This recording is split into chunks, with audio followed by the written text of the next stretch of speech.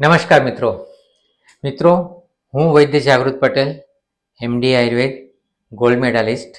મિત્રો, તમને આયુર્વેદ સરળતાથી સમજી શકાય એ માટે ને આયુર્વેદનો પ્રેક્ટિકલ યુઝ કઈ રીતે કરી શકાય તે માટે હું તમારા માટે નવી સિરીઝ લાવ્યો છું, આયુર્વેદ વિદ્યાપીઠ. આયુર્વેદ વિદ્યાપીઠમાં આપણે આગળ 2 સેશનમાં 2 અલગ અલગ શ્લોક વિશે ચર્ચા કરી. આજે આપણે એ સેશન પર આગળ ચાલીએ. ગયા સેશનમાં મિત્રો આપણે ચર્ચા કરી હતી અષ્ટાંગ હૃદય સૂત્રસ્થાન 8મા અધ્યાયનો બીજો શ્લોક પર. બીજા શ્લોકમાં આચાર્ય વાઘભટ્ટ જણાવે છે કે ગુરુનામ અર્ધ સાહિત્યમ લઘુનામ નાતિ તૃપ્તિતા માત્ર પ્રમાણમ નિર્દિષ્ટમ સુખમ યાવદ વિજીર્યતિ. આ શ્લોક પર ગઈ વખતે આપણે ચર્ચા કરી હતી. હવે આપણે થોડું પર આગળ વધારે ડિસ્કશન કરશું. મિત્રો, શાસ્ત્રમાં સ્પષ્ટ લખ્યું છે કે ગુરુનામ અર્ધ સાહિત્યમ લઘુનામ નાતિ તૃપ્તિતા. ઓલરેડી એક વસ્તુ તો કહી દીધી છે કે માત્રા શિષ્યાત, ખોરાક પ્રમાણસર ખાવો જોઈએ. પણ એટલે ફક્ત ક્વોન્ટિટી પર ફોકસ નથી કર્યું, ક્વોલિટી પર પણ ધ્યાન આપ્યું છે. માત્રાપૂર્વક ખાવું એટલે મતલબ તમારે ખોરાકની ક્વોન્ટિટી રાખવી. એ ક્વોન્ટિટી વિશે તો આયુર્વેદમાં વાત કરી જ છે, સાથે સાથે ક્વોલિટી પર પણ ફોકસ આપ્યું છે. અને ક્વોલિટી પર ફોકસ આપતા કહ્યું છે કે ગુરુનામ અર્ધ સાહિત્યમ લઘુનામ ના અતિ તૃપ્તિતા. ગુરુ આહાર દ્રવ્ય છે એ અડધું ભરાય એટલું જ ખાવાનું છે, અડધા પ્રમાણમાં જ ખાવાનું છે.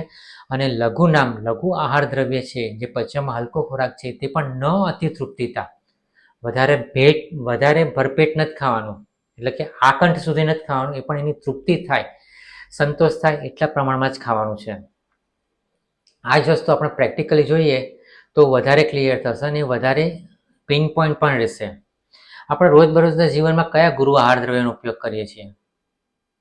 જનરલી ધારો કે આપણે પિષ્ટાન ખાતા હોય, કારણ કે આયુર્વેદમાં પિષ્ટાનને ગુરુ કીધો છે. પિષ્ટાન ખાતા તો પિષ્ટાનની વાત કરીએ, જેમાં દળેલો લોટ વપરાય છે. રોટલી છે, પૂરી છે, થેપલા છે, શક્કરપારા છે. એ ઉપરાંત જોઈએ તો મેંદાની આઈટમ આવે, એટલે કે પિઝા, મંચુરિયા, આપણે પાઉંવડા, બ્રેડ, ઢોસા કરતાં આપણે મેંદાવાળી આઈટમ મતલબ પાસ્તાની બધી વસ્તુ, મતલબ એ વસ્તુ જે પિષ્ટાન છે, દળેલું અનાજ છે, જેને આયુર્વેદમાં ગુરુ કીધું છે, એ દળેલું અનાજ તમને પચવામાં ભારે પડે છે. તો જ્યારે આવી વસ્તુ ખાતા હોય, રોટલી, લાડુ, શક્કરપારા કે એ રીતે, અથવા તો પિસ્તા, મંચુરિયન બધું ખાતા હોય, તો ગુરુનામ અર્ધ સાહિત્યમ મતલબ આ વસ્તુ તમારે અડધું પેટ ભરાય એટલું જ ખાવાનું છે. ખાસ ધ્યાન રાખજો, આ વસ્તુ અડધી ખવાય એટલી જ ખાવાની છે, વધારે ભરપેટ નથી ખાવાનું. ખાસ એટલા માટે કારણ કે અત્યારે આદત જોવા મળે છે કે જ્યારે બહાર ખાવા જઈએ તો આખું પીઝાથી જ પેટ ભરી લઈએ છીએ, અથવા તો છોકરાઓ મંચુરિયા ખાઈને જ પેટ ભરે, અથવા તો મેગી ખાઈને જ પેટ ભરે. તો એ ગુરુનામ અર્ધ સાહિત્યમ એ સિદ્ધાંતનો વિરોધ કરે છે. તમારે અડધું પેટ ભરાય એટલું જ ખાવાનું છે, એનાથી વધારે નથી ખાવાનું. એ વધારે ખાશો તો ગુરુ આહાર દ્રવ્ય અતિમાત્રામાં ખોરાક ખાવા પરથી જે નુકસાન થાય છે એ નુકસાન થશે. એ વિશે આગળ ચર્ચા કરી છે. એ ઉપરાંત લઘુનામ નાતિ તૃપ્તિતા, લઘુ આહાર દ્રવ્ય છે એ વધારે પડતું અતિ તૃપ્તિ નથી ખાવાની છે, સંતોષપૂર્વક ખાવાનું છે. લઘુ આહાર દ્રવ્ય કોને કહી શકાય? બટેકા પૌવા છે, ઉપમા છે, અથવા તો ભેલ છે, મમરાની ભેલ બનાવી હોય તો એ ભેલ, મમરા મકાઈ પૌવાનો ચેવડો હોય, જે આ વસ્તુ પચવામાં હલકી છે એ વસ્તુ પણ અતિ તૃપ્તિતા, વધારે નથી ખાવાની. ઇવન ઇડલી પણ લઘુ આહાર દ્રવ્યમાં આવે.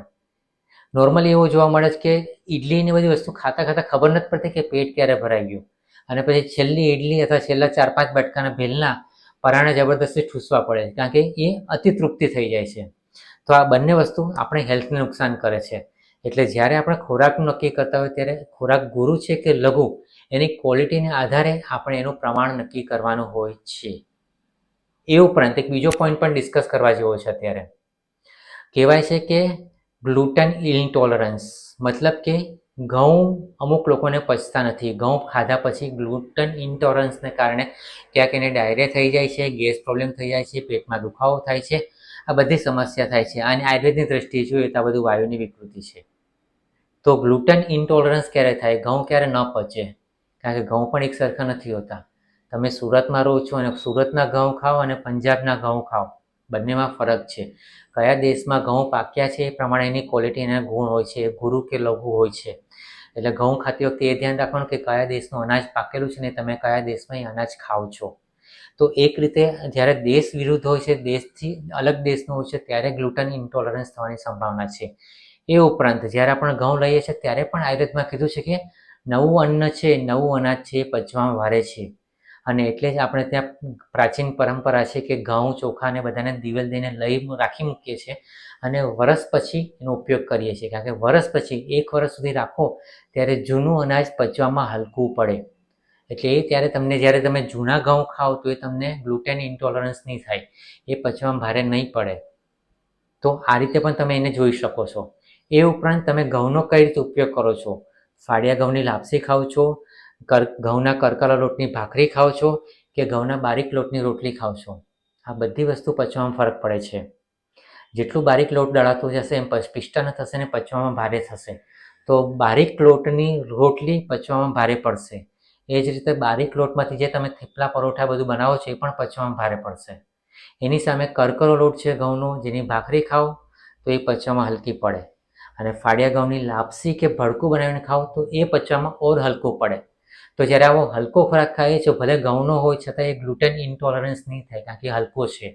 તો આ રીતે તમે કલ્પના કરીને પણ ખોરાકને ગુરુ લઘુ બનાવી શકો છો અને એ પ્રમાણે એની ખોરાકની ક્વોન્ટિટી નક્કી કરી શકો છો. તો મિત્રો આ જ વસ્તુ છે. આયુર્વેદ શાસ્ત્ર બહુ ડીપ છે. ફક્ત ક્વોન્ટિટીના આધારે અથવા ગ્રામ વજનના આધારે અથવા કેલરીના આધારે ખોરાકનું પ્રમાણ નક્કી નથી કરતા. આપણે એને ગુરુ લઘુ ગુણને આધારે પચવામાં કેવું પડે છે એના આધારે પણ ખોરાકને નક્કી કરીએ છીએ, અથવા તો એના આધારે ખોરાકના પ્રયોગમાં આપણે ફેરફાર કરીને આપણું આરોગ્ય જાળવી શકીએ છીએ. તો મિત્રો આયુર્વેદ સમજવું સહેલું છે. થોડુંક તમે એનો ડીપલી સમજતા જાઓ તો ઇઝીલી તમે એનો પ્રેક્ટિસમાં પણ ઉપયોગ કરી શકશો અને તમે સ્વસ્થ રહી શકશો. તો મિત્રો આ જ રીતે હું તમને આયુર્વેદના શ્લોકો સરળતાથી સમજાવતો રહીશ. આજે માત્ર આટલું જ. જો તમને ગમ્યું હોય તો મારી ચેનલને લાઇક કરજો, સબસ્ક્રાઇબ કરજો અને શેર કરજો. ઉપરાંત તમારા કોઈ સજેશન હોય અથવા તમને કોઈ મૂંઝવતા પ્રશ્નો હોય તો મને જણાવશો, જેથી હું મારા નેક્સ્ટ એપિસોડમાં એને ઇન્ક્લુડ કરી શકું છું. ઓકે, નમસ્તે.